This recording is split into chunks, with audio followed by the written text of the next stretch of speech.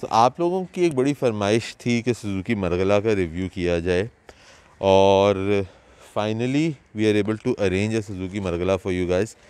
This is first Pakistan assemble sedan vehicle.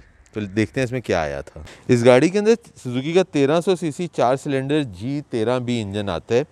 ये 16 valve dual overhead cam engine है जो कि 75 हॉर्स पावर और 110 न्यूटन मीटर टॉर्क जनरेट करता है।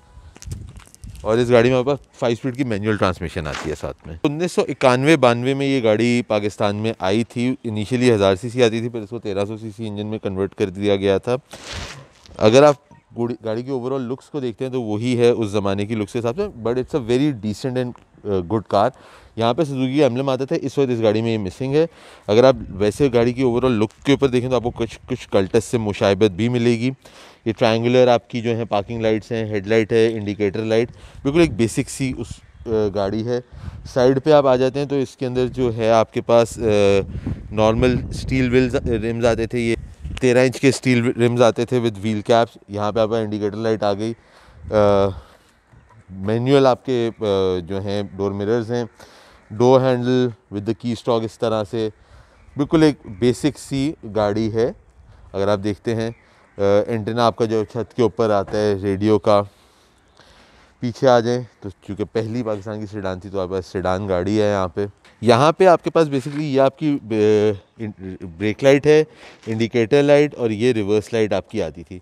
इसके अंदर एक आफ्टर मार्केट गार्निश आती थी जिसमें ये आपका पूरा हिस्सा जो है लाल हो जाता था और इसके अंदर भी आपका लाइट्स आती थी।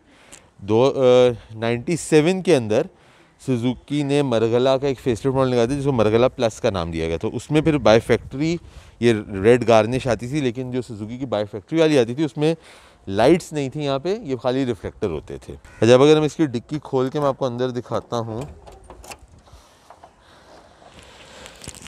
डिक्की का साइज़ अगर आपके CNG सिलेंडर ना हो तो एक काफ़ी एक डिसेंट साइज़ की डिक्की है और आपके पास जो है स्पेयर व्हील भी इस तरह से आ जाते हैं।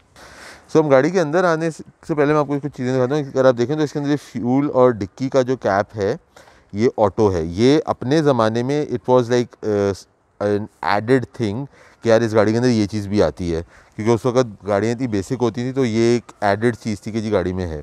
फिर आप अगर यहाँ देखते हैं ये जो इस तरह से बेसिकली जो साइड पे AC का वेंट चाहिए होता है, इस गाड़ी के डिज़ाइन वाइज ये दरवाजे में है और ये जॉइन इस तरह से करता था।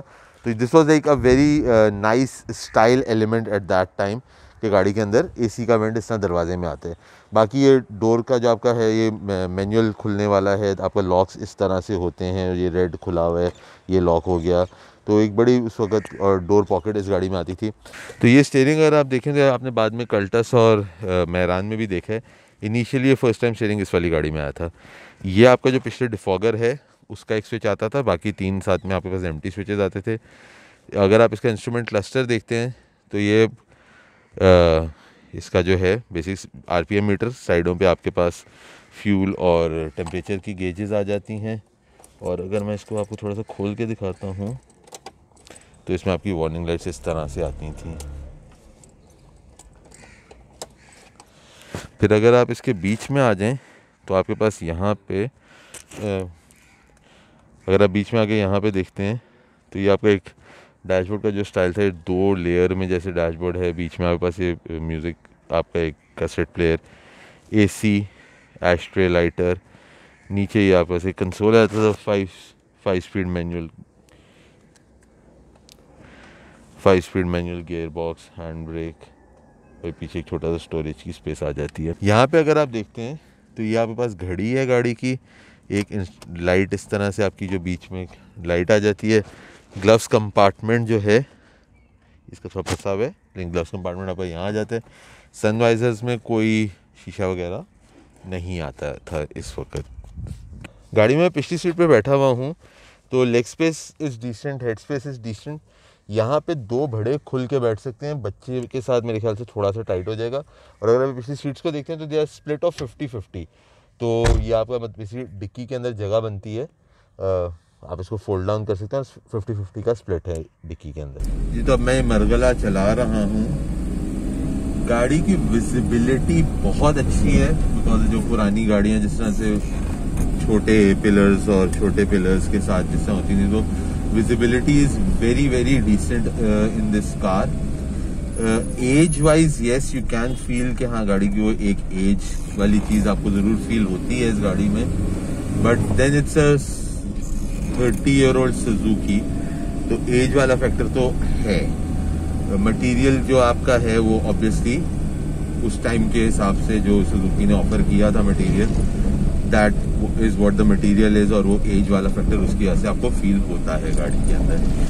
अच्छा, इसके बाद अगर हम बात करते हैं इसके मेंटेनेंस कॉस्ट की, तो पुरानी सुजुकी इसकी जो मेंटेनेंस कॉस्ट जो कि बहुत एक इकोनॉमिकल कॉस्ट पड़ती है, उसकी वजह से the car has very decent maintenance cost. 1300 CC का इंजन है, कार्बोरेटर वाला इंजन है, तो फ्यूल के ऊपर आपको ये गाड़ी कोई 10-12 के आसपास की देती है, विच इज डिसेंट. हाउएवर आजकल की गाड़ियां चूंकि ज्यादा फ्यूल एफिशिएंट हो चुकी हैं, तो आपको ऑब्वियसली एक बेहतर फ्यूल इकॉनमी आजकल मिल जाती है गाड़ी से. फिर आप अगर बात करते हैं इस गाड़ी के ऊपर कि जी इस गाड़ी की जो ब्रेकिंग है वो आपको obviously it isn't at par to the cars of today. उसके मुकाबले में ब्रेक इस गाड़ी की उतनी अच्छी नहीं होती हैं. फिर हम अगर बात करते हैं इस गाड़ी के ऊपर कि इसकी जो वैल्यू है, वर्थ इस गाड़ी की क्या है, तो वो अभी भी ये गाड़ी आपको एक अच्छी डिसेंट गाड़ी जो 4 से 5 लाख रुपए के दरमियान में मिलती है, विच इज अगर आप कहते हो यार 30 साल 25 साल पुरानी गाड़ी है तो उसके हिसाब से थोड़ी ज्यादा है, तो हाँ फील जरूर होती है ज्यादा, but the way prices are going these days, obviously price इससे कम में मिलता क्या है आजकल, सवाल ये है. अगला मैनुअल गाड़ी है, शिफ्टिंग विफ्टिंग गाड़ी की मुनासिब है. So all in all it is a decent car. It drives decently, handles nicely, although steering power steering नहीं है बट हल्का स्टीयरिंग है इस गाड़ी का. तो उस तरह से आप अगर सारी चीजों को देखते हो तो इट्स अ डिसेंट ऑप्शन. इस प्राइस में आपको एक गाड़ी मिली जो कि सेडान है, मेंटेनेंस पे हल्की है, कार्बोरेटर और पुराने टेक्नोलॉजी पे गाड़ी है, तो ऑब्वियसली ये ECU वगैरह नहीं है. तो उस बजट कैटेगरी के अंदर जो एक बहुत बड़ा कंसर्न होता है गाड़ी की मेंटेनेंस कॉस्ट क्या है, तो इस गाड़ी की मेंटेनेंस कॉस्ट इतनी ज्यादा नहीं पड़ती है because it is a budget vehicle. तो उस प्राइस में जो खरीदार है उसका जो कॉस्ट कंसर्न होता है, उस लिहाज से भी गाड़ी बहुत एक अच्छा ऑप्शन महसूस होती है. कॉस्ट वाइज लाइक एक मेंटेनेंस वाइज आपको 5 लाख रुपए के अंदर अगर एक सेडान गाड़ी मिल रही है, और उस प्राइस का जो बजट का जो बायर है उसका एक मेजर कंसर्न होता है गाड़ी की cost of maintenance, running cost of the car, तो वो भी बहुत सस्ता पड़ जाता है आपको बिकॉज ECU वगैरह नहीं है, पुराने टेक्नोलॉजी के ऊपर गाड़ी है, तो ऑब्वियसली इतने ज्यादा इश्यूज नहीं है, तो उनकी मेंटेनेंस भी आसान हो जाती है. Any mechanic can maintain this car. आपको किसी स्पेसिफिक मैकेनिक या कोई कंप्यूटर वगैरह वाले मैकेनिक्स के पास जाने की इस तरह की गाड़ी के साथ जरूरत नहीं पड़ती है.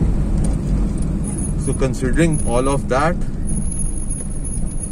It's a very decent option if you ask me. कि मेंटेनेंस पे भी अच्छी है, पार्ट्स आसानी से अवेलेबल हैं आपको इन गाड़ियों के.